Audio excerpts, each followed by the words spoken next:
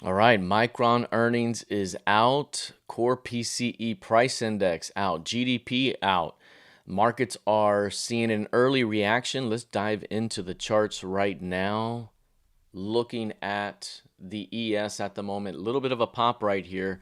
And looking at the data, we had a huge economic data dump right now, and you can see right here the core PCE price index coming in 0.3. 0.3 is the forecast. It's the previous as well. You have core PCE prices here, index 3.4, 3.4. That's also year over year, right in line. Core durable goods, negative 4.5% versus a 5%. GDP coming in 2.1 versus 1.6, previous 0.5%. That's quarter over quarter. Initial jobless claims, 215K, etc. So what we're seeing right now, fairly supportive at the moment. And we're also seeing, again, tailwinds behind Micron earnings the previous session. You look at Micron right here, the major continuation up we've seen in Micron. One of the things we noted before in our trading room was this is just a tremendous uptrend we've seen. I mean, just nothing else on the charts other than price, some moving averages, and you can see the trend up. So I mentioned the likelihood of gapping above 1100 was going to be good, and then any pullback could be a buy for a continuation up. We were looking for something like this to thrust us higher, something to really push us and move. And here's the current price heading into the RTH Open, 1232. So after closing yesterday at 1048 half, nearly a 200 point gap up. This is going to be a tremendous move. So here's the major question as we head into the RTH Open after these big gaps to the upside here, which we're going to be seeing across many of these AI related stocks. Can those gaps hold after the early pullback and extend? Or is this going to be a gap fill fest? As of right now, the expectation would be for a gap up, a bit of a pullback, and then a continuation. If you're looking at SanDisk, look at the big gap up here. WDC, big gap up this way. STX also taking a big gap. That whole AI memory storage seeing a boost right now. As a matter of fact, actually, my head might be blocking it. My apologies. This is the group I'm talking about right there. MU taking a gap up. So big time push to the upside right now. This is what tech looks like at the moment. And in the previous session, obviously on earnings, these markets made a move right at the end of the day. This is what it looked like yesterday. These markets were sitting here at these lows. And then Micron comes in and boom. And then here in overnight trading, we've held those gains so far. So a big time reaction. The initial thought for us in the trading room was what we'd come in with an MGR gap, meaning closing down here, but then opening above here, heading into the RTH Open, creating an MGR buy signal. In this case, it all kind of went at once. And now got to see if the early pullbacks lead to a continuation up after those gaps. Okay, now let's go ahead and get to some of the actual analysis here by way of CPR Pro. By the way, good morning. Good to see you all. Good to see you, NB, Dale, Veronica in the house. Good to see you all. I got my jersey on here for today's game. My father's home country there and adopted countries play today. So Ecuador, U.S. on tap. Good luck here. Mexico pulled out a nice, thrilling victory yesterday, coming in 3-0. So this has been a fun World Cup here. A lot of fun watching all the various countries go at it. This is it's going to be a fun finish. All right, taking a look here at the NQ now. This is the what we just saw intraday. Big time push up. All in one fell swoop. That creates a lower value relationship. You can see right here, overlapping lower value. But the initial bounce right here on the pullback has been defended.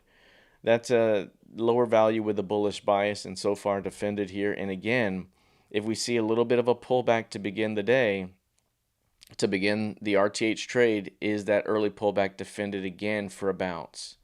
That's what we're looking for here. Can price pull back and get that thing going to the upside right there?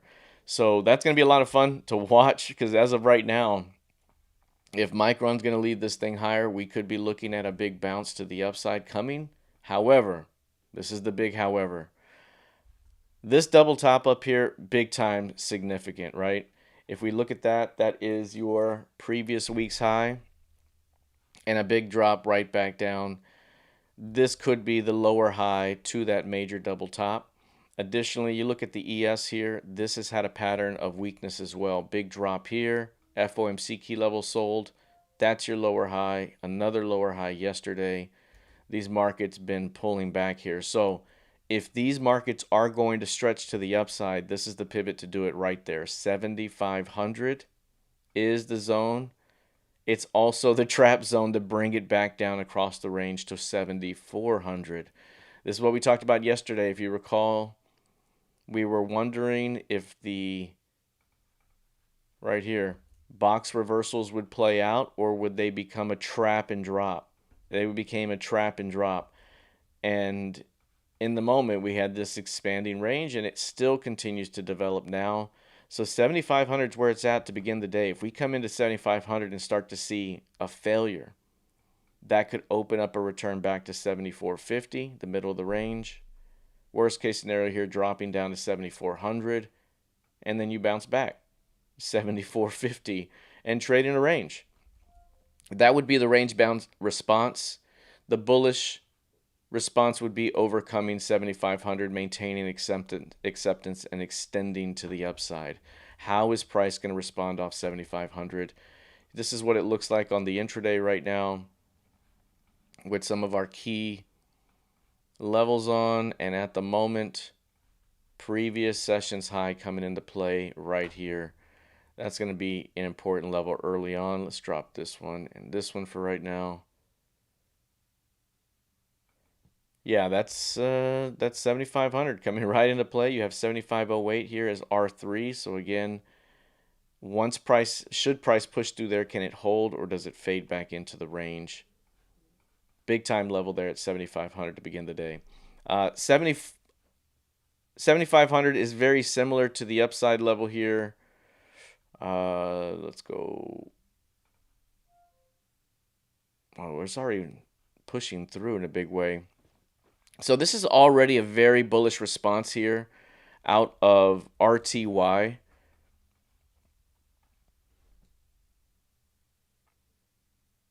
This is already a very bullish response, and we're getting a move into R3 here.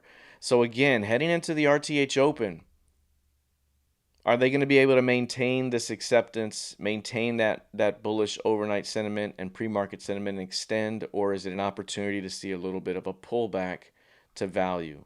If you're looking at RTY right now with the intraday bands, 4-minute chart, daily PivotBoss bands, R3, flat VWAP, S3.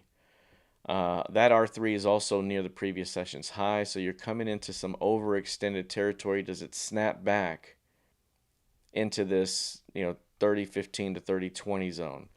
So something to watch here on this early push to the upside. Yesterday, also, it faded off that edge, so that was the point yesterday. A lot of strength, but coming into resistance.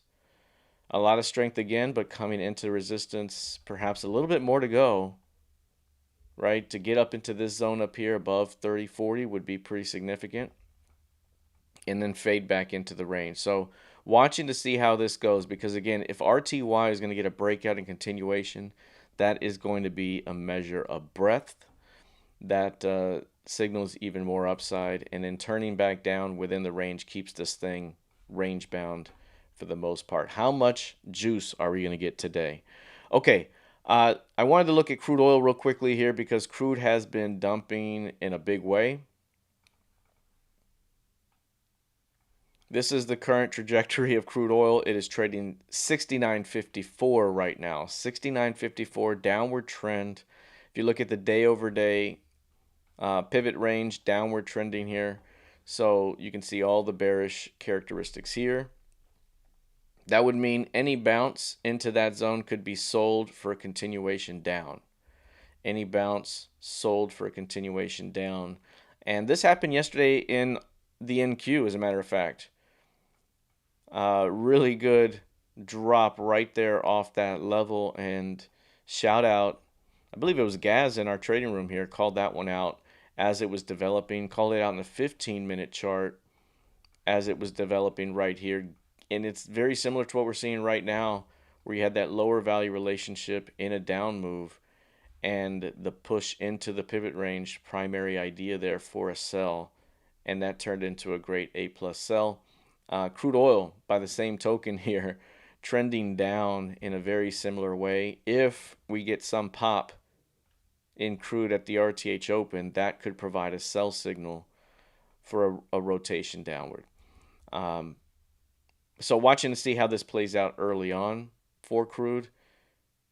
I would say in order for crude to be quite bullish, it would really need to push through the midpoint for the day.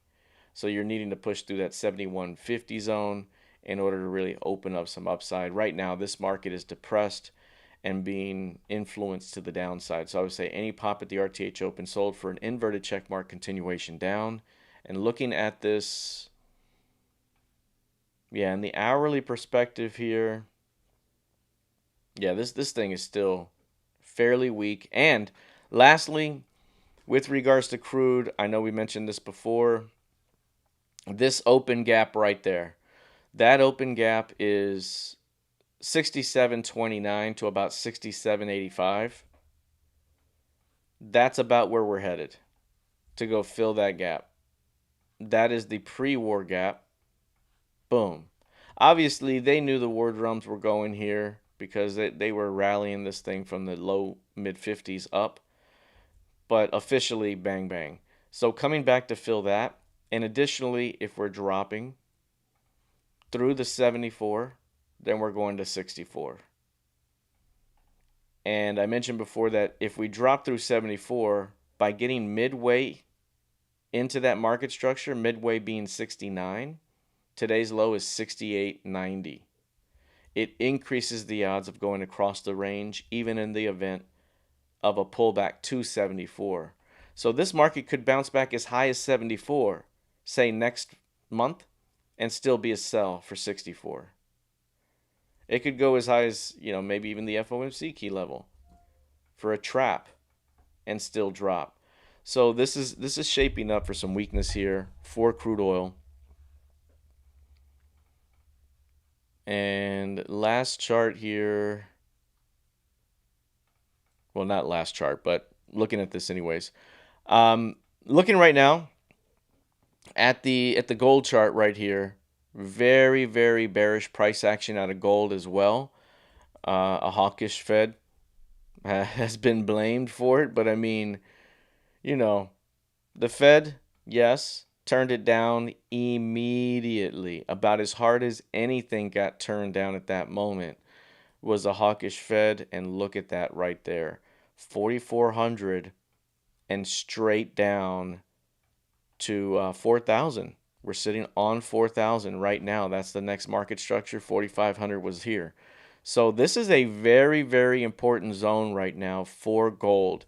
You see that key range low?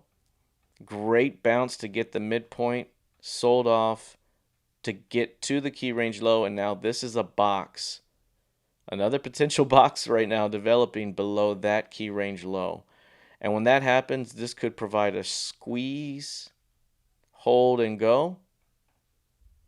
Can it squeeze back above the 40.46s? If it can squeeze back through that 40.46 by good measure and then pull back to hold, you're bouncing back within the range. Bouncing back perhaps to go retest the 4,400 FOMC key level. But this market's going to keep trending down until it finds a strong low. Once it finds a strong low, it will have a tendency to snap back to that Fed level. So big time weakness here. And again, looking here, we're in a good spot for a bounce in gold. You have that key range low. This is your S3 for the year. This is your quarterly low. Obviously, only a few days left in the quarter before we switch to the new quarter. By the way, let's do this real quickly here. I'm gonna drop this. I'm gonna come over here. I'm gonna make this quarterly right there.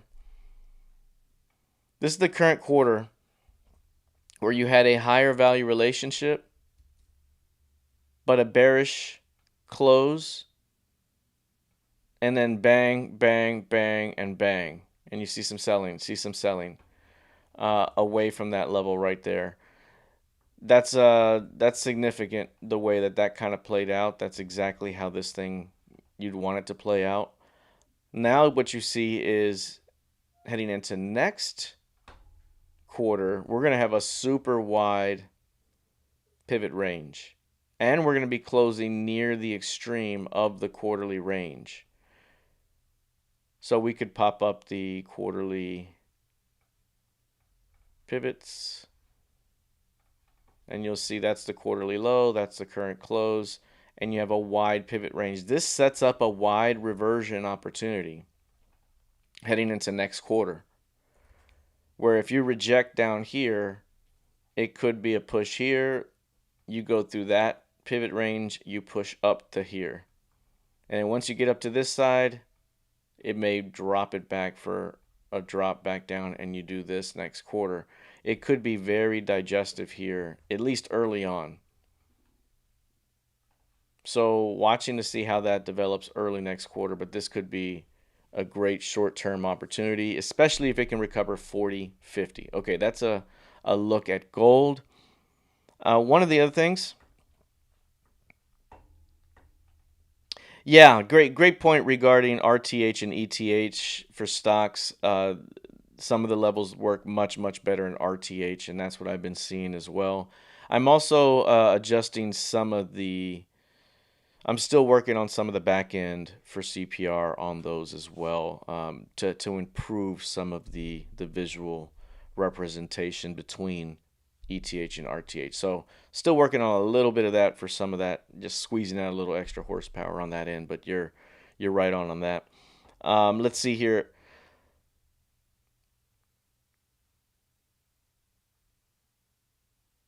Yeah, so great question right here regarding the previous month's close and a narrow CPR, or just let me read it right here. Sometimes previous month's close is at the midpoint of the current month CPR, but it will be range bound. It broke on upper range. Does it depend on compression in the previous month? And if you look at a CC right here, ICI.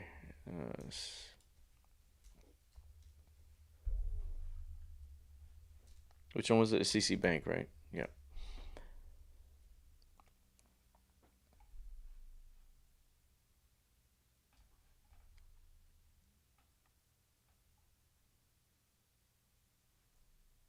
And then let me make this a month.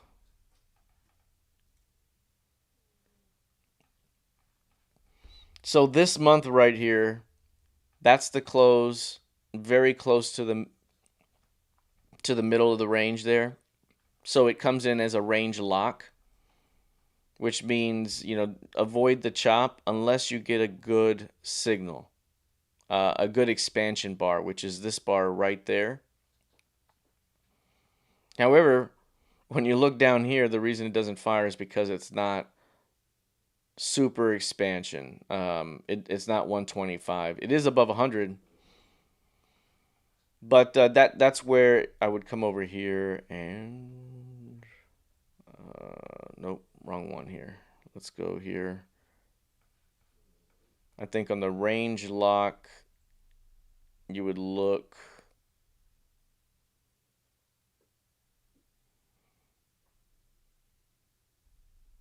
Where's my my eyes aren't seeing it right now. I think I'm still in the it has to be up here, right?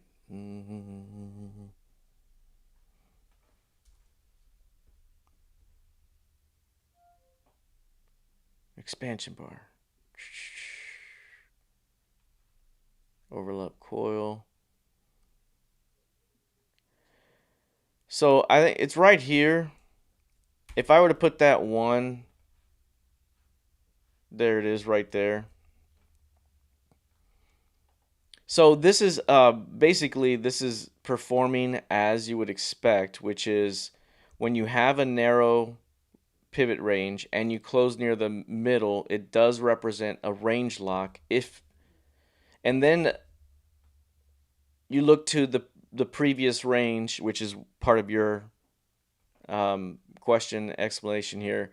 If you look over here and it's compressed, are you more likely that this will be expansion? Or if you look over here and this is wide, is it more likely to be trading range? So, for example, look at this close.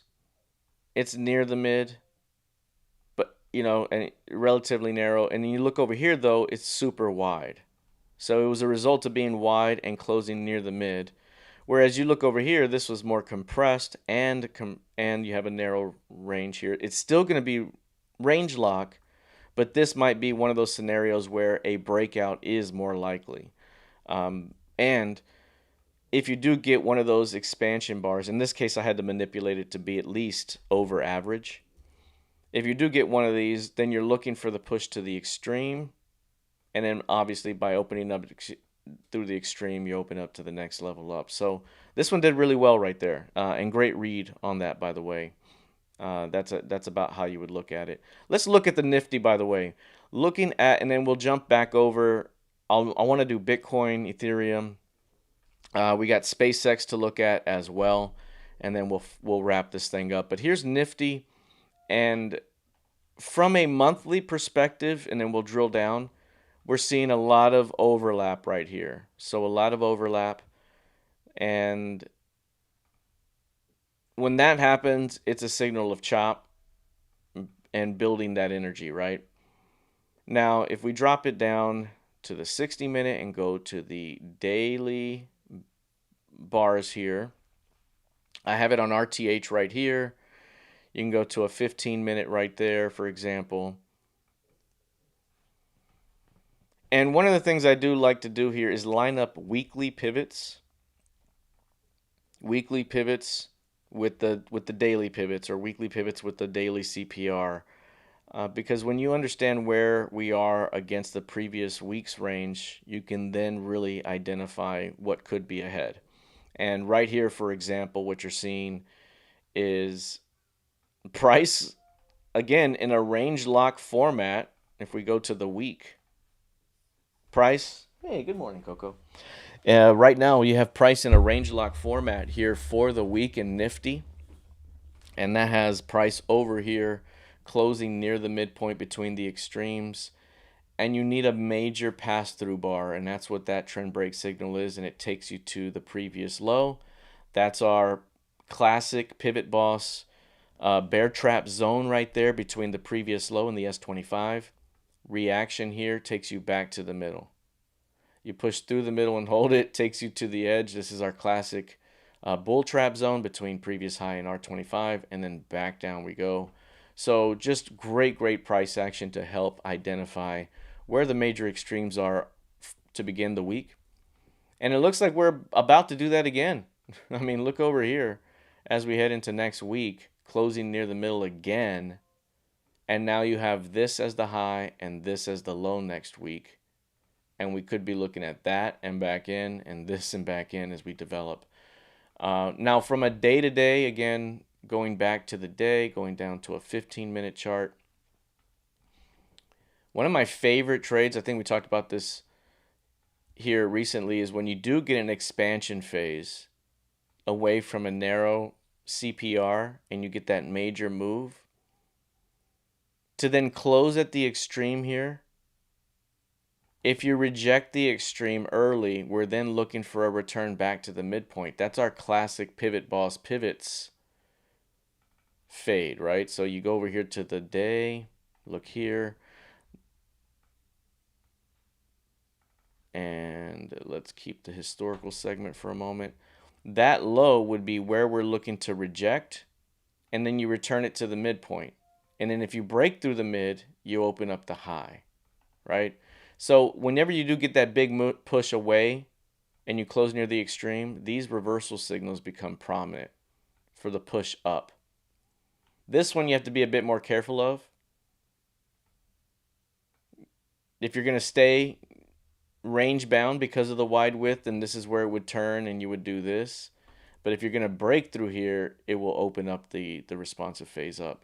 So this is playing out very, very nicely against how you would normally want it to play out, at least initially. Range bound right now for this market, and another close near the midpoint of the week. Yeah, this week's range lock worked out very well. It did indeed. And like I mentioned before, and thank you for putting it through its paces, going through the training, really kind of taking it through its steps and paces in different markets, different time frames. I've gotten a lot of great feedback. We still have an update coming that's going to improve some of the minor visual bug fixes, and also the improvements, the feature list that some of you requested. So that will come out, but it's going to be very, very minor. And then updating some minor improvements on the signal structure end. And then we're getting over to our other frameworks as well for masters. So we got a lot coming. We also have next week, July 1st, Wednesday, 3 p.m. Central Time, 4 p.m. Eastern, we are hosting the next Market Outlook. So join me for that. That is going to be our Q3 Market Outlook. And this one's going to be fire, especially following what we just saw in Q2. Wow, this is going to be a big one. Okay, let's take a look at... I kind of want to... By the way, range lock here for Bitcoin today. But look at this Bitcoin chart right now. Actually, let's do the higher time frame here. This is getting dire. We've noted this before. I've mentioned how if you know this is, all-time highs and there's a good potential for a pullback, the averaging in or the buying in on the Mondays all the way down is just so dumb. It's so dumb. It doesn't give you the bullets at the right time. And everyone can tell, can just see what you're doing over and over. Here's Monday, and Bitcoin bounced. By the end of the week, we're down. Here's Monday, Bitcoin bounced. By the end of the week, we're down. And additionally, STRC, which is the vehicle right now that Strategy is using to fund these purchases, is getting destroyed right now. Should be pegged to 100 or better yet through, and instead really getting crushed here, which really reduces the ability to defend, which is why you're seeing these paltry buys here recently. You look at something like ETH as well, using a similar strategy there where they're buying on the Mondays. This is a Monday pop and then a drop. There's a Monday pop and a drop. Again, not really seeing the supportive price action you'd like to be seeing here at the lows of the year. At quarterly lows.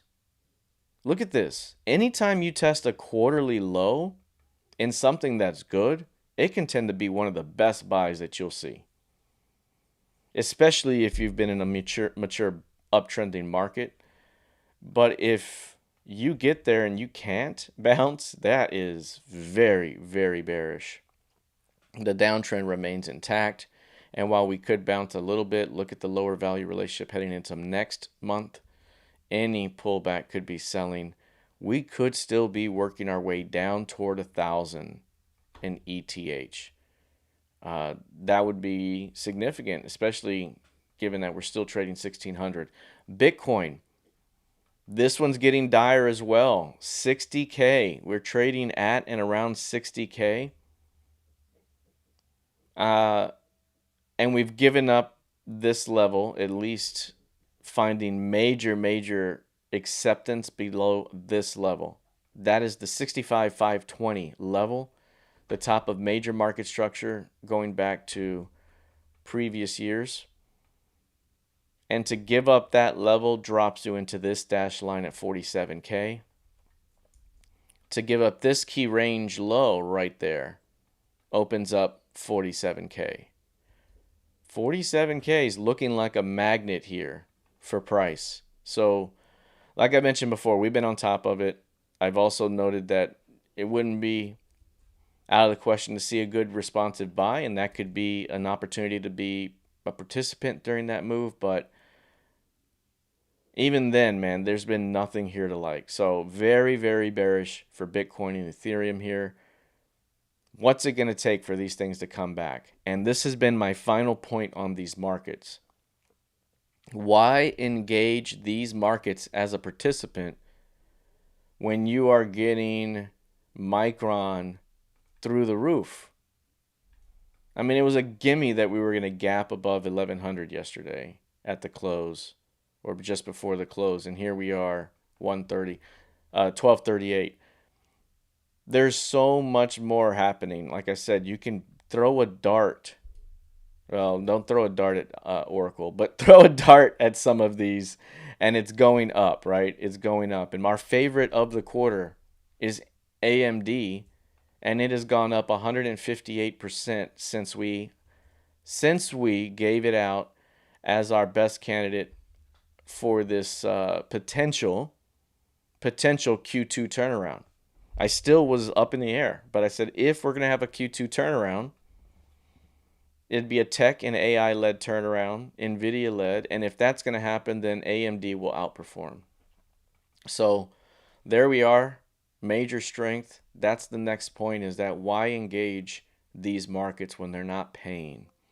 And I think worse yet for these markets, for those participants that were forced to engage, these big banks or whoever that owns it, these ETFs that have to buy, I almost feel like they're about to burn the house down on this thing. So be careful if you're still holding on something like this. It could get much uglier before it gets better. Okay, so that's those two markets right there. I want to finish up on SPCX.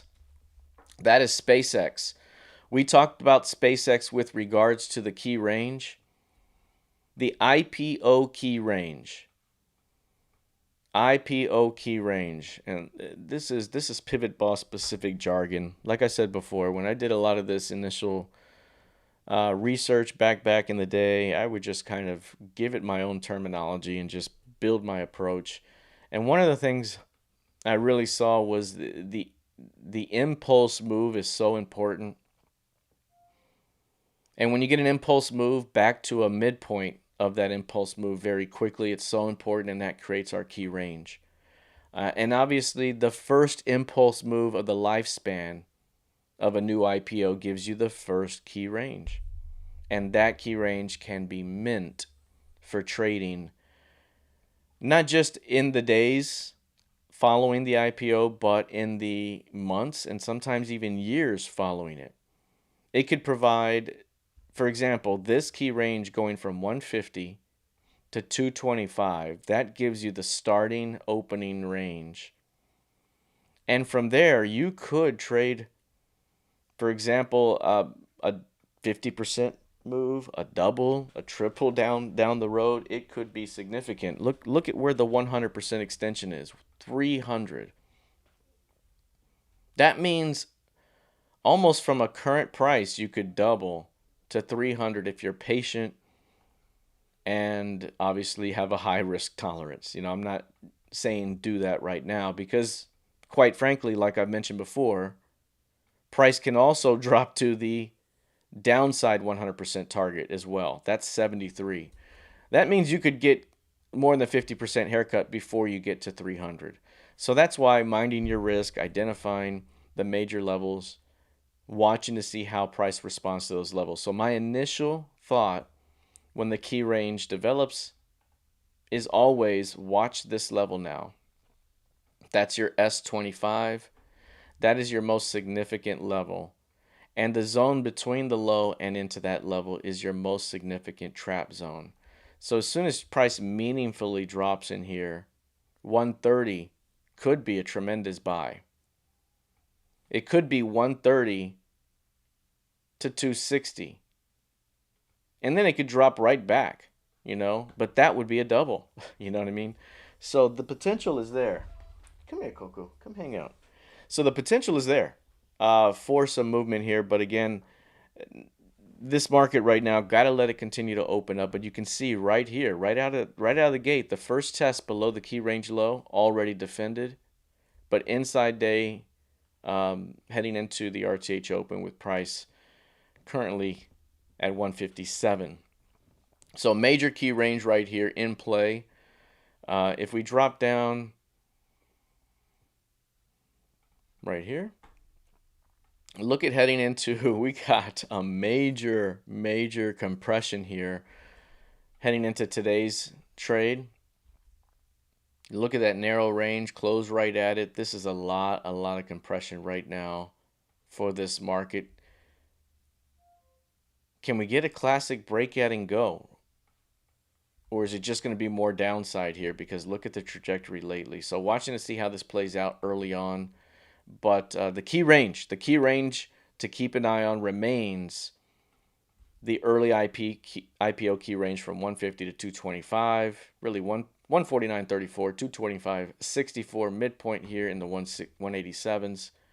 That one's going to give us a lot of action down the road. So keep an eye on that one. All right. Let's see here. Wow, Palantir has been dropping like crazy. I know you've had your pulse on this one here, or your finger on the pulse of this one rather.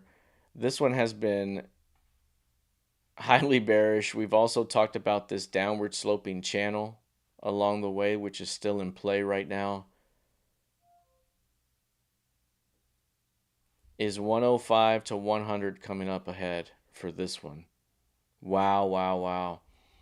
Pre-market 111 here. If we do drop like that, bottom of this channel, remember, let me draw it out a bit more here. Do we get a midline bounce? Just a midline bounce back to 125. Do we get a push across the channel to 145? This is going to be a big zone here to watch for Palantir.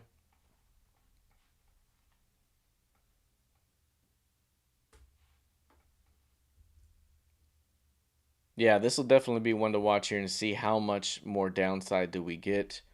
Palantir to hit 100 or 105. Getting back to recent highs gets you the double here at 200. So this is going to be a big time zone to watch for Palantir indeed. And you're right. I think one of the things regarding your point here, feel like the market is chasing new candy and forgetting about Nvidia. I think that was part of this Cerberus deal here. You know what I mean? I think that we've seen this one here dropping. It's supposed to be the new Nvidia and all this and that. And yet this one's dropping here, but other AI components aren't. Down 20% yesterday. I think that's part of the broader point as well. This is new candy here. Meanwhile, the reason it's dropping is because it's company specific and not so much, these are well-oiled machines here. So point well taken. And the fact that this thing is approaching the previous month's low, approaching year-to-date VWAP, approaching a 195 LVN. I mean, look at that LVN right there. Is enough, and do we get a little bit of a bounce back here in Nvidia up ahead? So some things to consider as we head into the RTH Open. A ton of data points coming out this morning. Again, we'll sift through these here, but for the most part, this looks supportive. Got to see if these markets can hang on to the gap after Micron earnings, Qualcomm all gapping up and holding, and we'll see if this means a little more upside, or do they remain mostly range bound with a downward bias here. That's kind of been the play here lately. We'll see what happens at the previous session's highs. Again, good luck here to your teams in the World Cup. Ecuador, USA on tap here today. Got the jersey ready to go. Everyone have a fantastic rest of your day. We'll see the rest of you in our Discord trading room. Links in the description below. Take care. See you soon.